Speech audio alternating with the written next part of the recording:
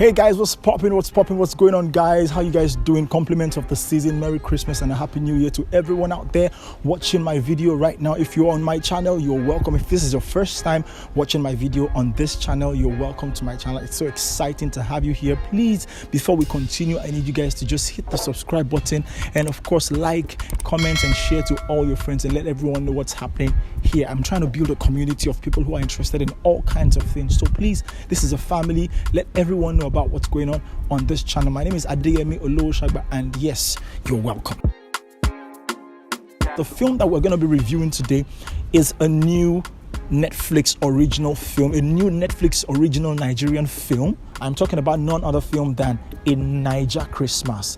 Executive produced by KUNLE AFOLAYAN and directed by the same person. And I would say that KUNLE AFOLAYAN outdid himself on this one. To be honest, I think he outdid himself on this one. He did a brilliant job. Now, this is the second romantic comedy KUNLE AFOLAYAN will be making in a very, very long time. The first one was Phone Swap that had Nseikpe Etim and a host of others back in, I think, 2013 or 2014. And I thought it was a brilliant film at the time, because it had all the elements of a romantic comedy, but the story, I was a bit concerned, but it wasn't bad to a large extent, especially considering when the film was released. Now, all the way fast forward to 2021 Christmas, and he decided to make another lovely, quite lively, interesting, colorful, yes, I would say colorful, because man, so bright colors, costumes were bright colors, everything was just beautiful to watch. A Naija Christmas, I would say, was a beauty to watch. If you haven't seen A Naija Christmas, you should go and see it. Now, let me break the film down in bits and pieces.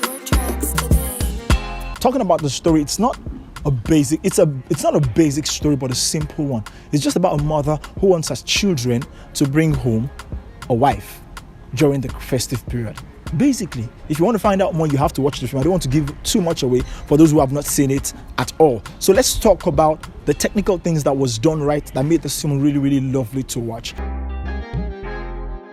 Production design and costume design. These two things, for a romantic comedy anywhere in the world, they are very, very, for any film, but as a matter of fact, romantic comedies anywhere in the world, these two elements are very, very, very important. I take them seriously. Anytime I see a comedy film, go and watch all these Indian comedies, go and watch American comedies. It's always bright, it's always colorful, and that's exactly what this film had. It had life, so much life. Production design was absolutely stunning, regardless of the location. And when I mean regardless of the location, they shot in Ikoyi, they shot in Lekki, and they shot in Mushin.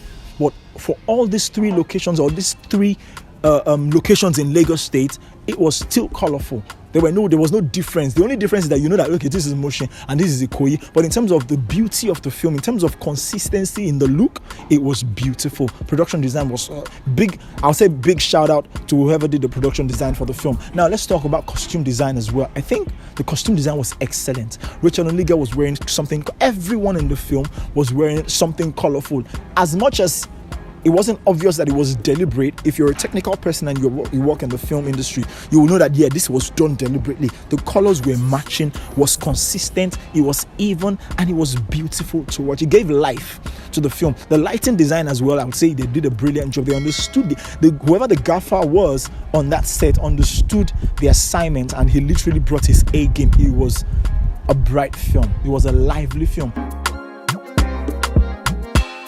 Now let's talk about performances. Oh my God. Let me start with one person. KUNLE REMI. I think the character was tailor-made for him, because I've met KUNLE REMI personally, and I know he's a brilliant actor.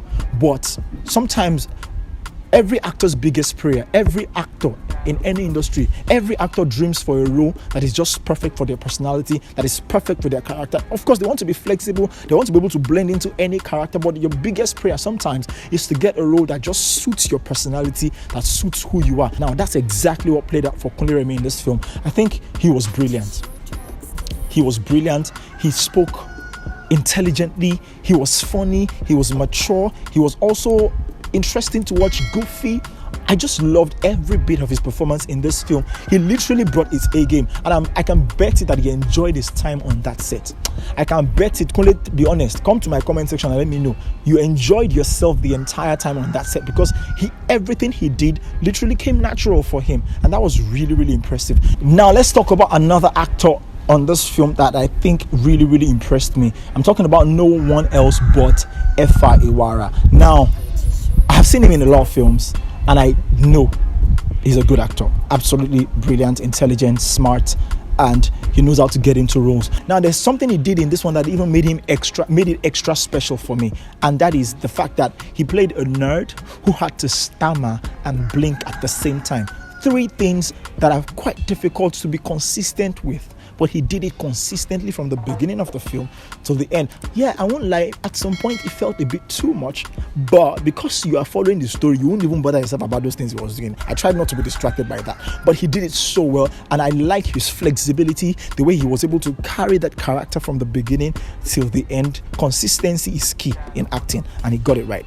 Impressive, Efa, impressive. Now, another actor that really impressed me, yes, is Adedimeji Lateef. Of course, for those who watch Nigerian Yoruba films a lot, he's got a huge fan base in that area. But now, being able to transition into making contemporary Nigerian films, English contemporary Nigerian films, and the way he brought that character, he didn't have to say so much, he didn't have to do too much, but his performance was excellent. He was always, I don't know, they just got it right for him.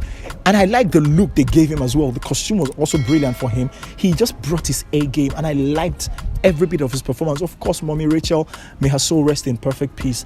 She was, I mean, what more can I say? Now, another actor that I would really like to talk about is Segilola Ogidon.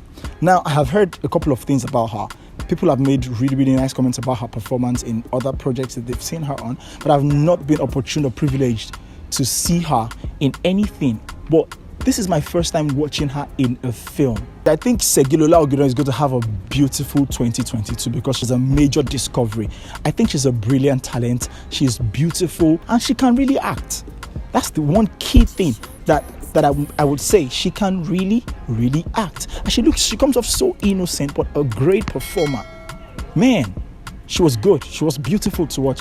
And I was privileged to also watch it with some of my friends. And every time these guys saw her, they kept saying, "This girl fine, this girl fine, this girl fine." And I'm like, waiting happen. I want to leave this baby alone now. But I think she was brilliant. I think she was exceptional. That's the word, yeah. I think she was exceptional. Her performance from the beginning till the end. 2 people that really impressed me in this film is Segilola Ogidon and of course KUNLE REMI. KUNLE REMI carried this film literally from the beginning till the end. You had to follow how it was going. And a big shout out to whoever wrote this film.